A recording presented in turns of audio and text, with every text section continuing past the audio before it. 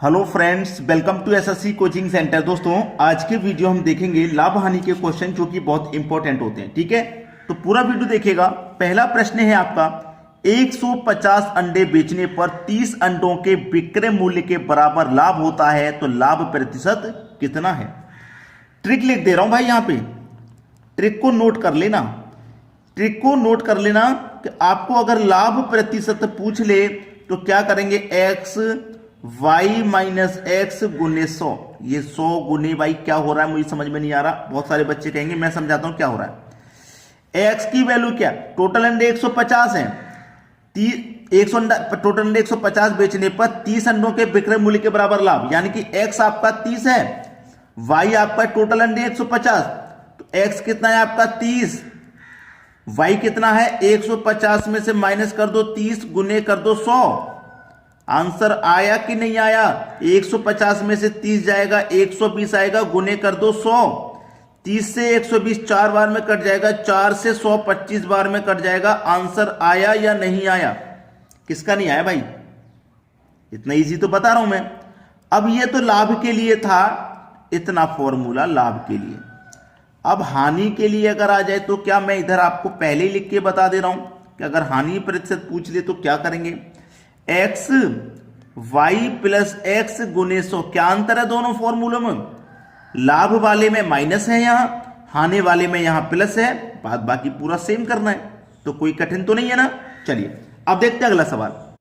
अगला सवाल है, 34 पुस्तकें बेचने पर एक दुकानदार को 6 पुस्तक के विक्रय मूल्य के बराबर हानि होती है, तो हानि प्रतिशत क्या है। ट्रिक बता दे रहा हूं, और मैंने अभी अभी बता भी चुका हूं आपको। ठीक है, हानि के लिए भी बता दिया था, लेकिन यहां प्रश्न आ गया है तो फिर से नोट कर लेना। एक्स वाई प्लस एक्स गुने 100। हानि वाले में क्या कर लेते हैं, यहां प्लस कर लेते हैं बस। ठीक है, चलिए टोटल कितनी है भैया, टोटल आपके 34 है, यानी कि वाई हो गया और ये एक्स हो गया, तो एक्स आपका कितना 6, वाई कितना है 34, प्लस का कर दो उसमें एक्स का मान जो कि 6 है, गुने 100। 6 34 में जोड़ दो 6 तो ये हो जाएगा 40, गुने कर दो 100। ठीक है, बस कटा लीजिए, आपके प्रश्न का आंसर आ गया।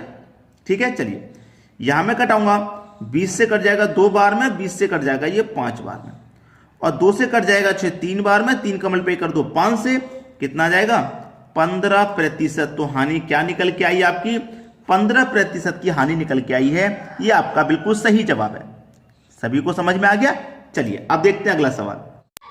अगला सवाल है, एक व्यापारी त्रुटिपूर्ण तराजू से सामग्री खरीदने में 20% तथा बेचने में 40% की बेईमानी करता है, व्यापारी का लाभ प्रतिशत कितना है।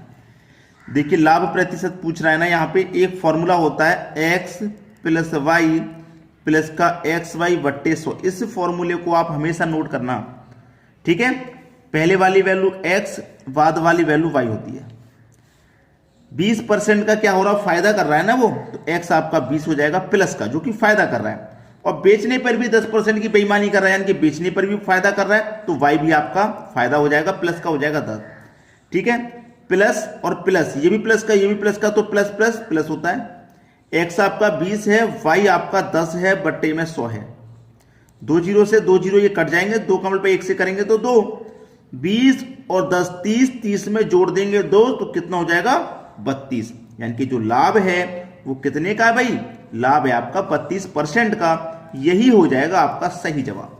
क्लियर है। चलिए अब देखते हैं अगला सवाल। अगला सवाल है, एक व्यापारी सामान खरीदने में 5% की बेईमानी करता है तथा सामान बेचने पर भी 5% की बेईमानी करता है, तो लाभ प्रतिशत क्या है। ये एक्स और ये वाई, खरीदने पर ही बेईमानी कर रहा है, बेचने पर भी, यानी कि दोनों तरफ से वो फायदा ले रहा है। तो मैंने क्या बताया अभी आपको, x प्लस वाई प्लस का एक्स वाई बटे में 100, यही तो बताया था। x आपका कितना है 5, y आपका 5, दोनों तरफ से फायदा हो रहा है, इसलिए दोनों प्लस में है, तो प्लस और प्लस कितना प्लस, x 5 y भी आपका 5 बटे में 100। ठीक है, 5 प्लस 5 कितना हो जाएगा 10, प्लस 5 का मतलब 5 से कर दो तो 25 बटे में कितना 100।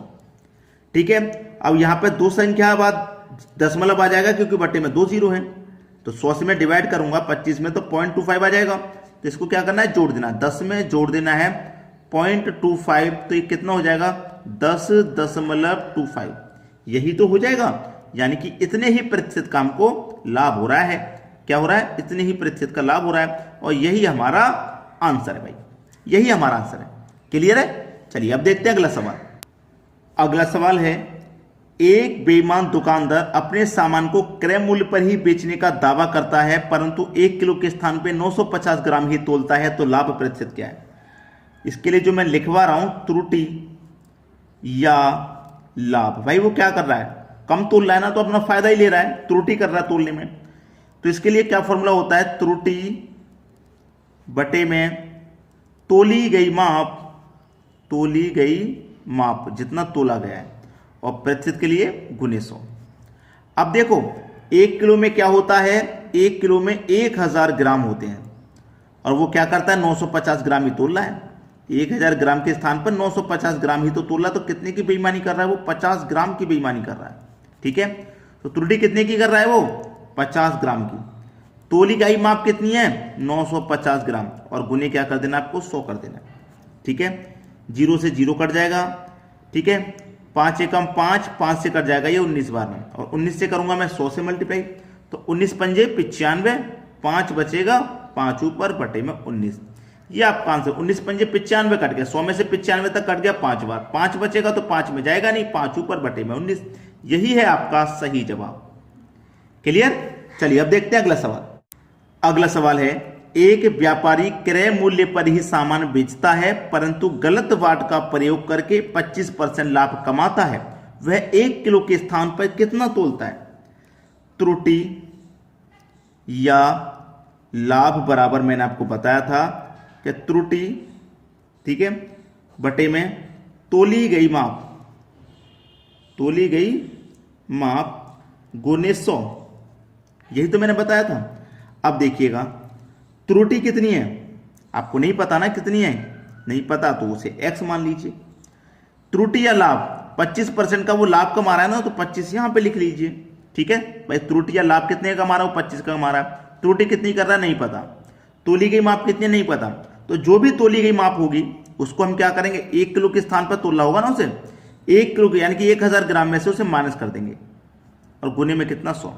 भाई 1000 ग्राम में से वो कम तोल रहा है ना, कितना कम तोल रहा है वो नहीं पता ना, उसी को तो माइनस करना, तो हमने 1 किलो में से उसको माइनस कर दिया। ठीक है, चलिए अब देखिए यहां पे क्या होगा?